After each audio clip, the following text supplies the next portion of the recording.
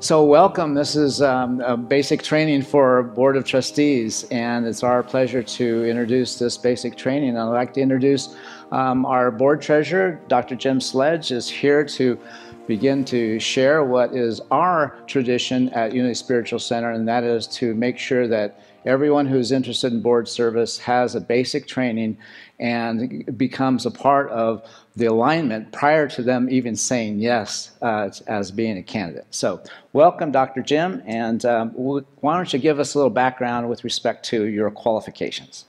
Sure. So I'm a retired University of Washington faculty member, and prior to that I was a dental surgeon for a number of years.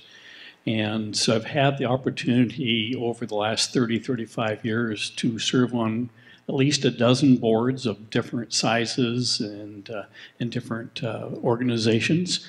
Everything from a small board such as our Unity board here to major boards in Seattle and some of those other areas. So it's a broad background that I'm able to draw from to make these presentations.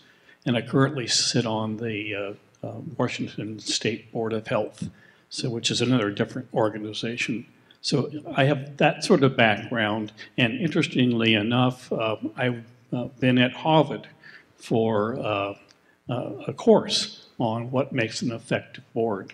And that came about when I was the incoming chair for a board in Seattle. And they were a bit concerned about this doctor in little old Spokane knowing what the heck they were doing. So they shipped me out to Cambridge for a course, which was quite fun. But it gave me a more structured background, if you will, that I'm able to draw from to help make this presentation maybe a little bit more succinct. All right. So Jim, one of the things that we're going to be showing soon is the actual presentation, in part, that we made to our community. We, every year, prior to our beginning our nominating process, we invite people, our entire congregation, to participate in our board training, because we feel that it's really important for our community of governing members to know exactly what our effort is, our job is, so that they can hold us accountable. And that should be something I would think that we should welcome as trustees in the church. What do you think about that? Oh, absolutely. If you don't know what a board's all about or how a board works, I think people are in for a shock, and then that leads to dysfunctional boards. So knowing those sorts of things going in is imperative. Sure, and so part of, I think, in the beginning, especially when people are new to the board, they've heard a difference between Board of Trustees and Board of Directors. So which is it? And I know that we focus on trustees as our in our context. So what's the difference between the two? Well, a board of trustees or a board of directors are a group of individuals who are either elected or appointed to serve in an organization and help to provide guidance to that organization. Whether you call it a board of trustees or whether you call it a board of directors is really immaterial legally. Legally, it's the same thing. What defines the difference is what the bylaws say. So bylaws of some organizations prefer the term board of directors, and you're typically going to see that more frequently in corporate boards, that sort of thing. And then board of trustees, which is more common in some nonprofits and in a lot of spiritual communities. But legally and for every other reason, there is absolutely no difference between board of trustees or board of directors. All right, so now we'd like to share with you what our objectives are for our time together. So what I'd like to cover in the next 30 minutes or so are talking about definitions. What definitions are we using when we talk to each other about boards? Types of organizations. There's all kinds of types of organizations, and how they're structured differently makes a difference. Basic responsibilities of a board, legal responsibilities for a board, which may be a little interesting for some different organizations, and whether it's maybe a corporate board, whether it's a nonprofit, some of those legal responsibilities may be very different, but we have them, so we need to be aware of them. I think it's really important for members that are considering boards to know what boards do. What are the board expectations? So if you want to come onto a board, what are we expecting you to be able to know and to do? And then to look at what goes on during a board meeting. I think a lot of people really don't have a very clear idea of what goes on during a board meeting. And that's, again, something that it's supposed to be secret, isn't it? It's secret, but only if you know the handshake. Okay. And then talk about the basic requirements for our board here at the Unity Spiritual Center. Because we have a few nuances that are different than you might find on other boards, which I think is pretty obvious. And then go into a couple of case studies that I'll bring from my time at Harvard to point out where boards can go amiss and what some things one might look out for in terms of avoiding those situations where boards become dysfunctional. So we're going to cut next to the live training, and we're going to begin with a discussion about basic responsibilities of our trustees. Basic responsibilities. What is the board supposed to do? To establish and support the mission of the organization, hires the executive, the minister in our case.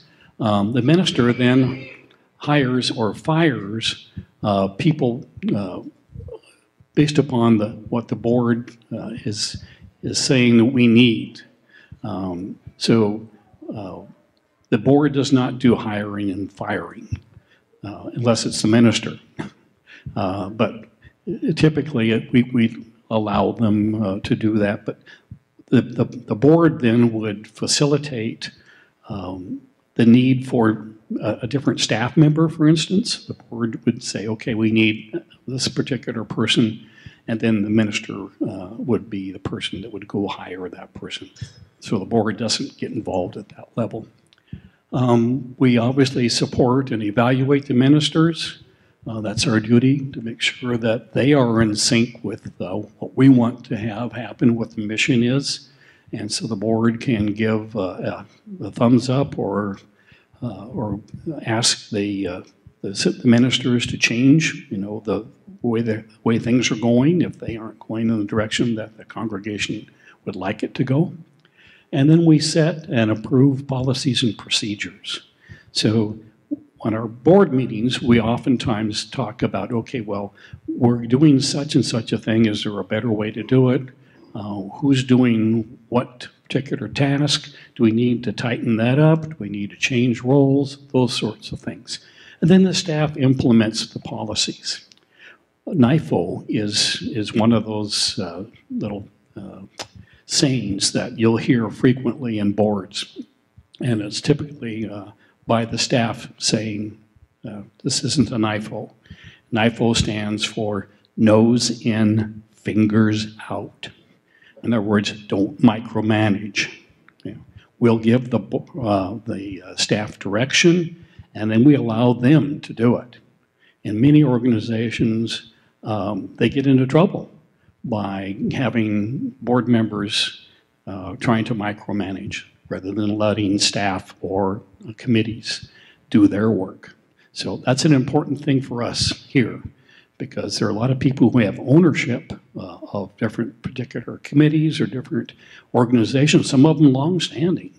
And that needs to be communicated. The board needs to give direction and then step away. Responsibilities.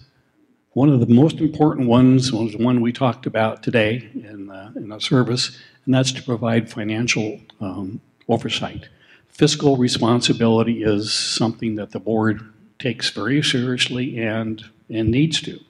That part of it is very, very important, and it's important to understand how a financial statement is constructed and be able to look at it and make sense of it.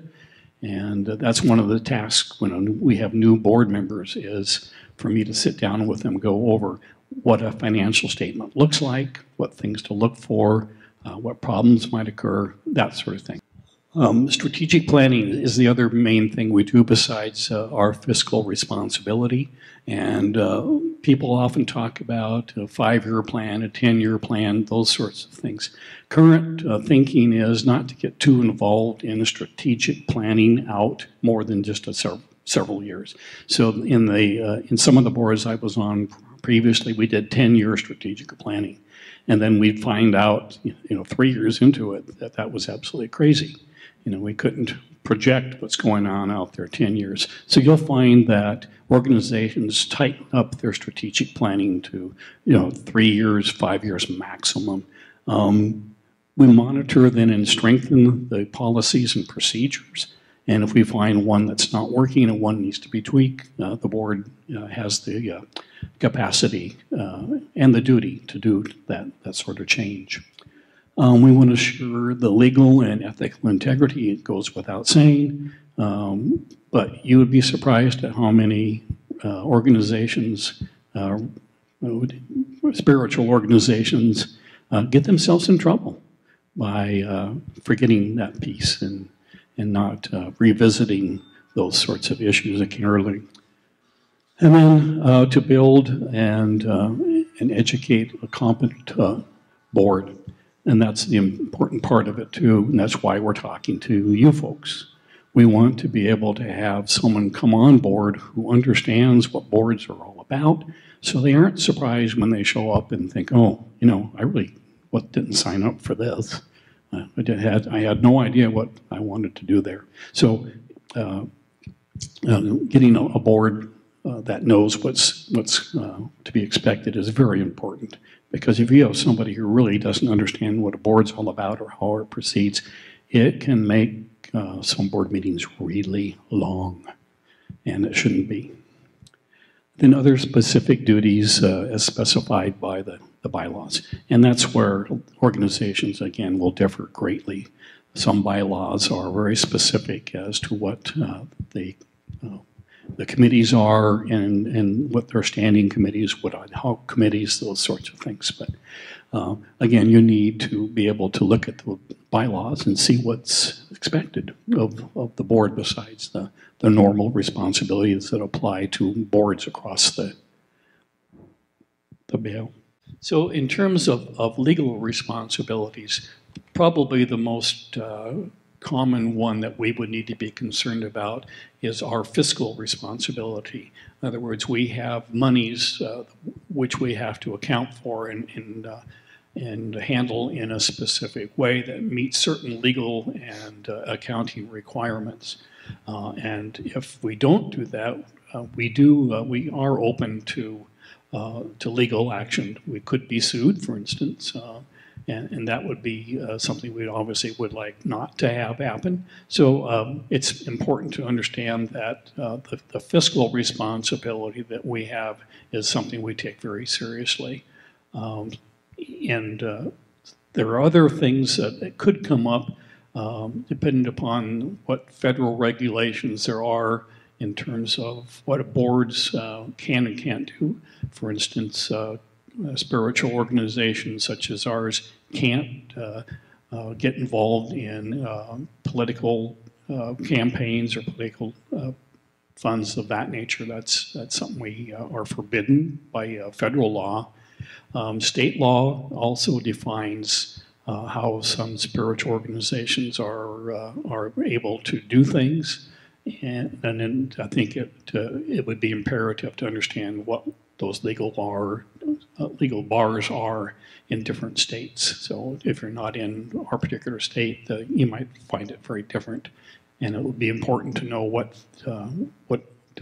legal ramifications are. So board member expectations. So what's expected of a person who comes on to the Unity Spiritual Center board or to any board? Obviously, to attend regular meetings.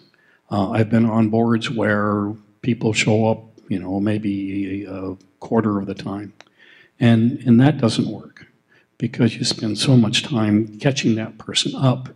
And you kind of wonder at that point how committed they might be to the organization and to the board. We have asked people to step aside in some of the boards I've been on simply because their attendance just doesn't work with the board's mission and the duties of the board. You just can't spend too much time at a board meeting catching somebody up. Come prepared. I can't tell you how many times somebody comes into a board and they have not read the material. And again, you're spending time trying to catch somebody up or having them read something while the rest of us are twiddling our thumbs. That is just a big no-no that indicates to everybody that their time is as important as this other person's time. So we really ask people to come prepared, have read the materials, looked at the financial report and that sort of thing. That's really important to be able to do that. Otherwise, you really can't participate in the discussions in a meaningful way. So prepared. Support board decisions. Boards are a team effort. It's not 8 individuals with their own agendas and that sort of thing that come together and try to force whatever their agenda is on. Having said that, it doesn't mean that there isn't room. In fact, we encourage discussion and maybe disagreement. But at the end, if the board votes on a decision, that decision holds, and it is forbidden for then individual board members to say, yeah, well, we voted for this, we agreed to do this, but I didn't really think it was the right thing to do. That sort of undermining is ridiculously bad. And a person who continues to do that would be invited off the board. Because once those decisions are made, it is a team effort, which doesn't mean you can't always, have your own opinions, but when you're trying to say, yeah, the board voted for this, but I didn't like it, kind of thing, that's really undermining the work of the board. The board also has to respect confidentiality. So during the discussions, certain things, maybe different individuals, other things might come up that are not for public consumption or public comment. And so things that are said in the board are often asked to be confidential. Now, having said that as well, there are only a certain number of things that a board can do without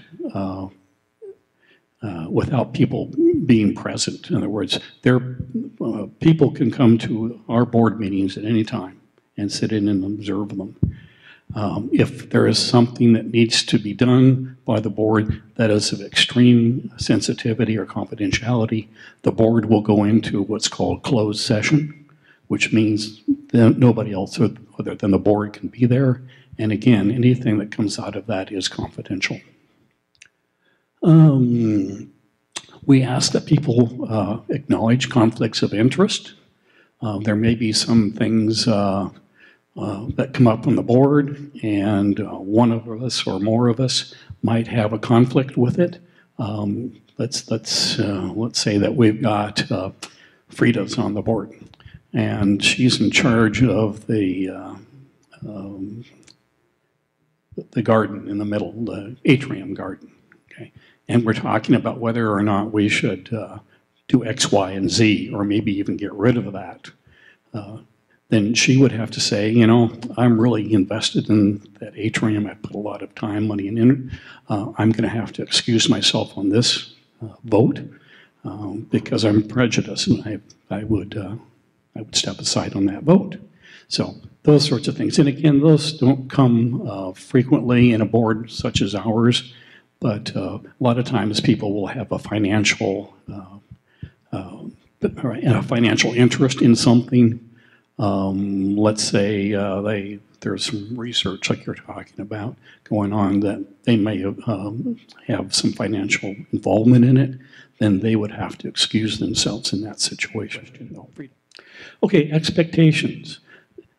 We are to represent the congregation. That's why we're here. We're elected and selected to do that. And the idea here is that we don't represent any particular facet of the congregation. I've been on boards where they say, oh, well, we need some younger folks, we need some older folks, we need someone of color, we need this, that, and the other thing. Or there's a, there's a 30s group. We need to get someone from the 30s group. That's the wrong way to approach a board in terms of getting new people on boards or that sort of thing. Because again, we represent the entire congregation. We don't represent particular interest groups. So if you're looking at a congregation and say, well, we don't have enough representation on the board of this, that, or the other thing, that is the absolutely wrong way to be looking at it. So Dr. Jim, in the video, you talk about how it's important not to, as a board, be seeing it as a place to go to advocate for an interest or a concern in a church. And so part of the whole process of recruiting people to serve on the board is making sure it's not about coming onto the board in order to accomplish some agenda or purpose, but rather to represent the whole.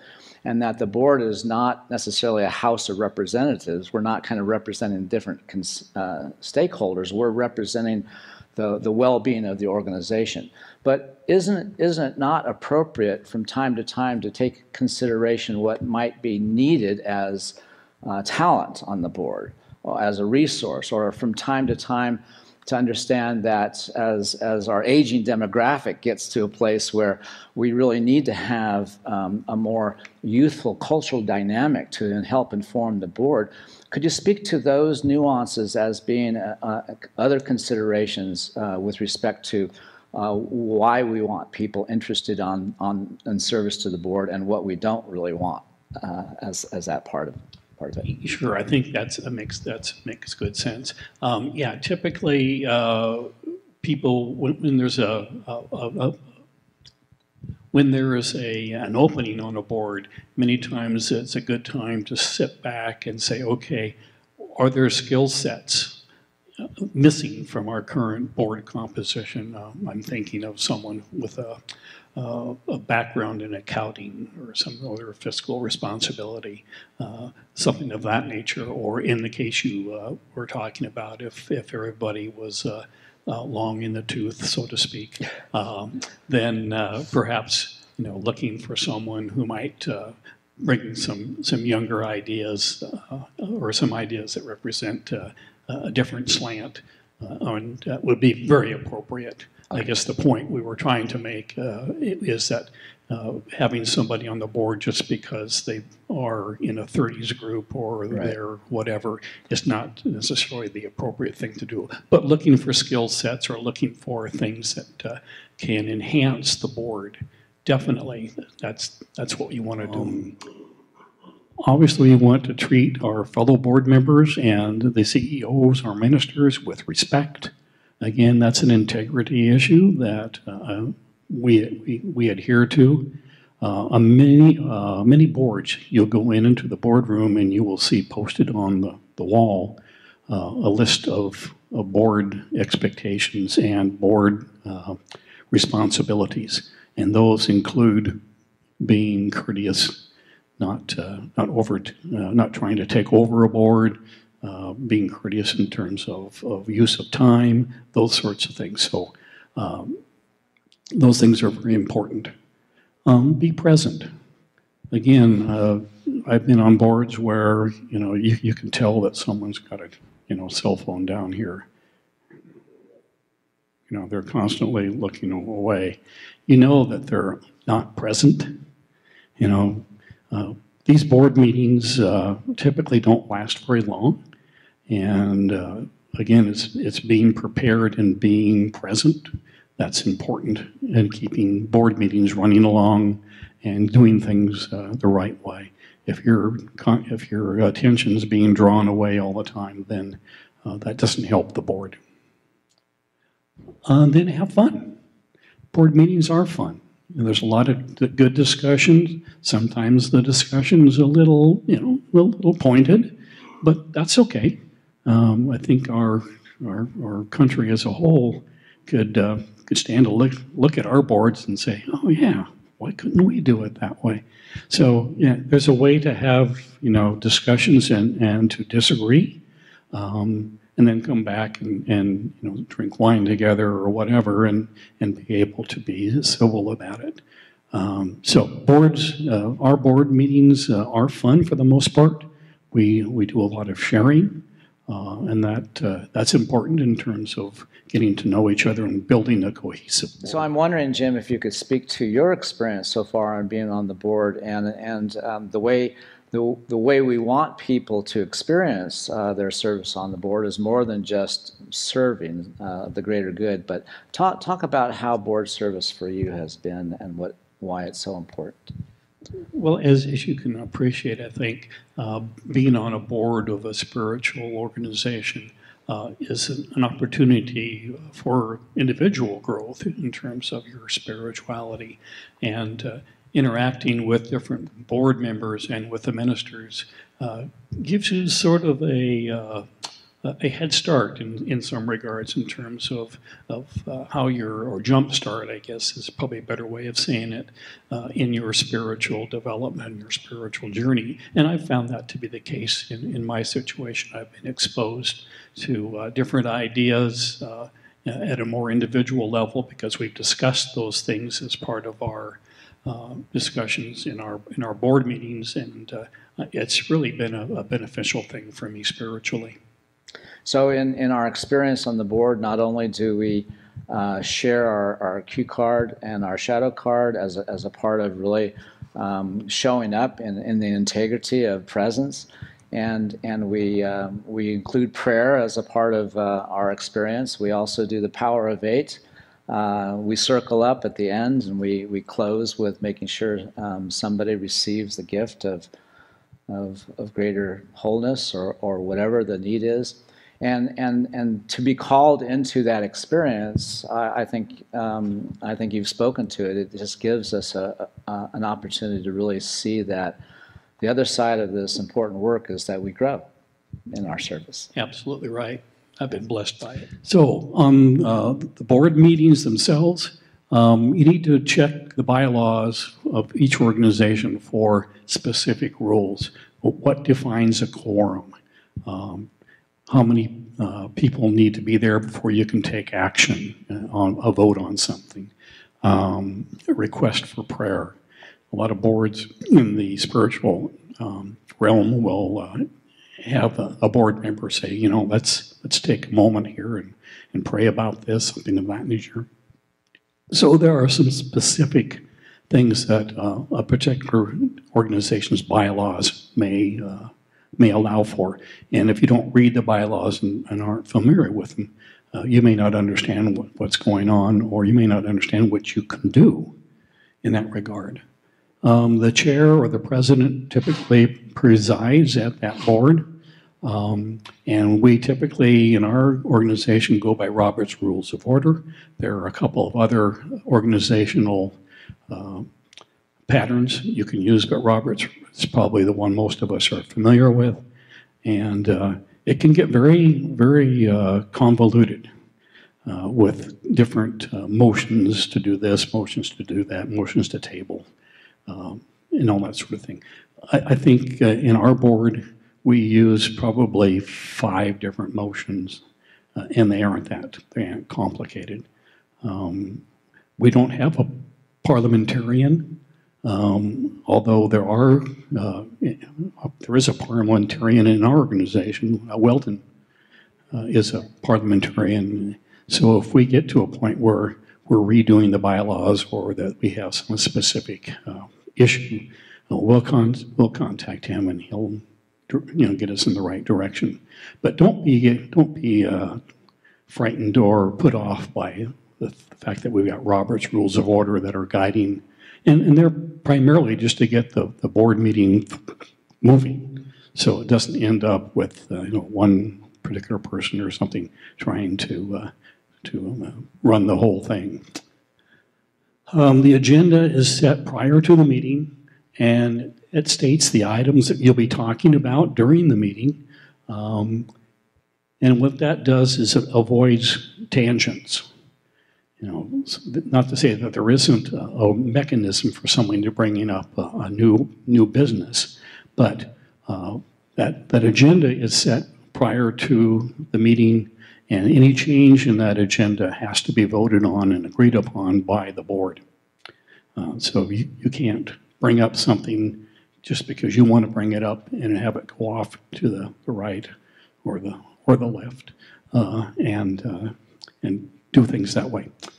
The consent agenda is something that a lot of people don't understand, and it's simply to get rid of the busyness of a board.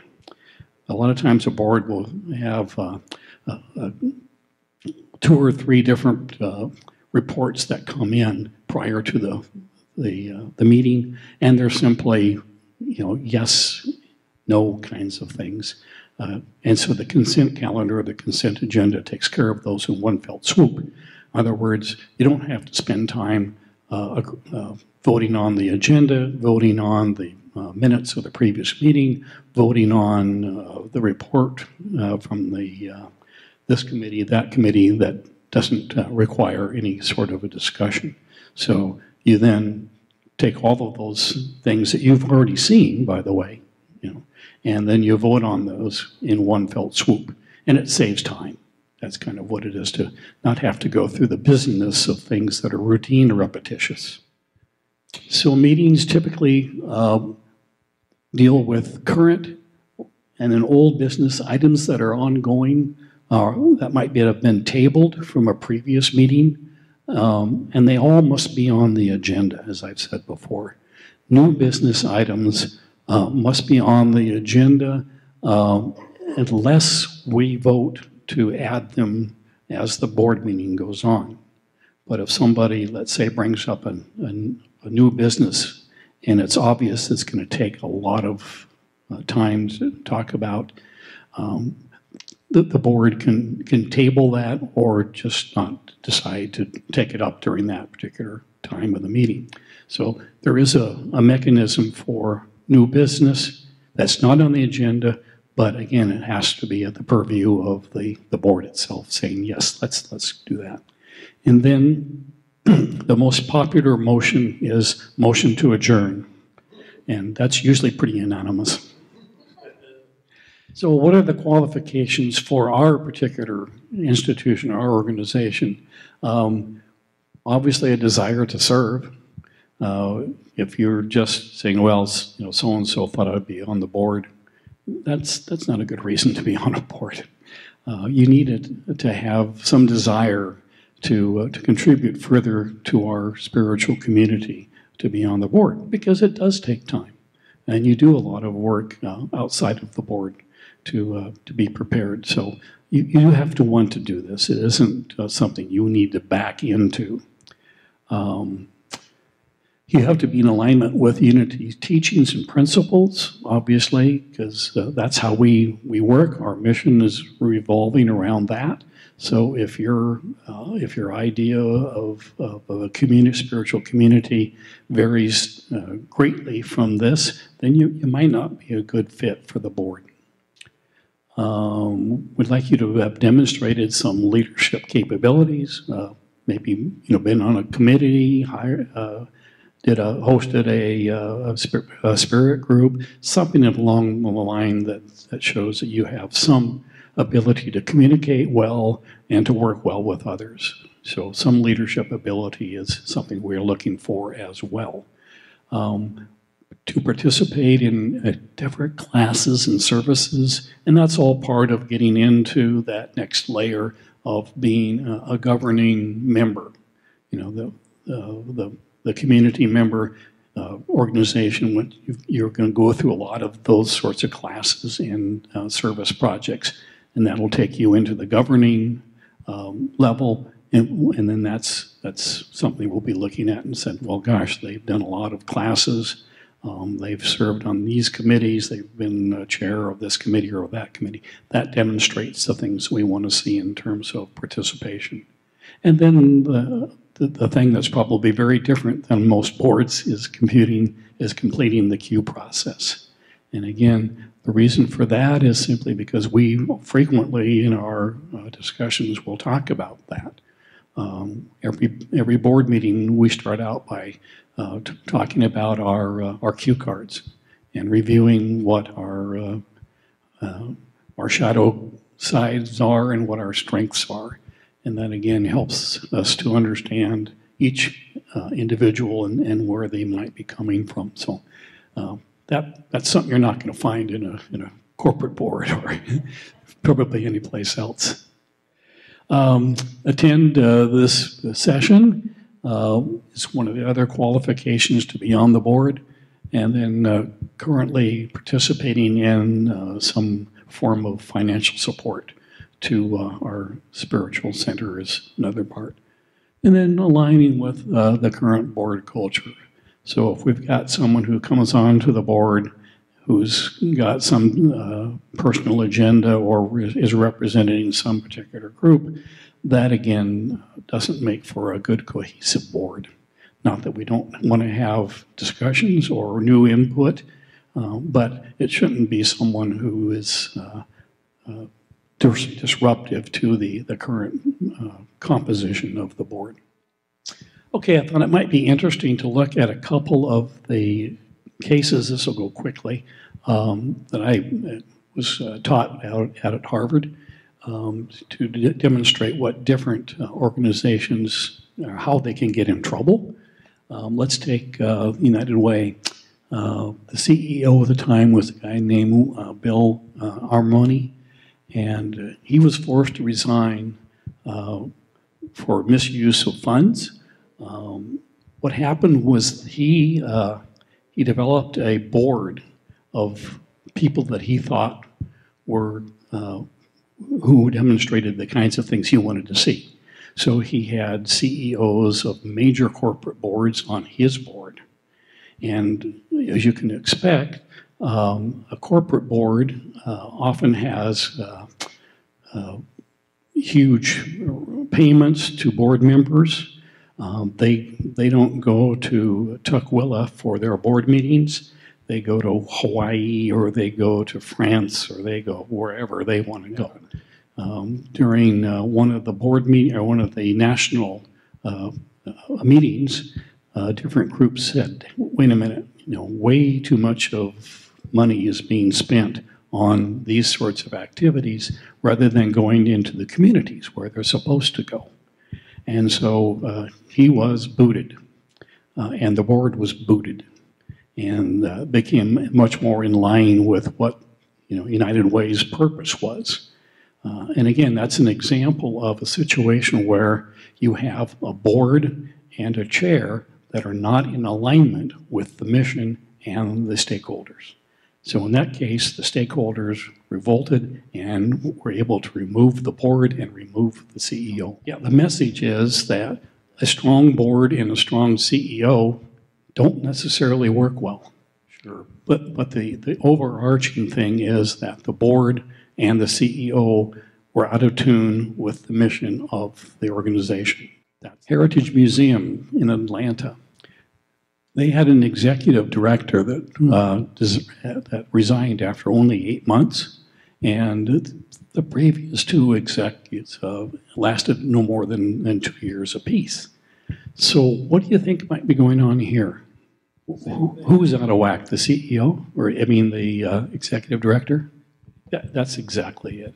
It's the stakeholders, the museum stakeholders are saying that the heritage, the executive isn't in alignment with what they're doing, and the board then is not taking care of its responsibility of hiring the appropriate person.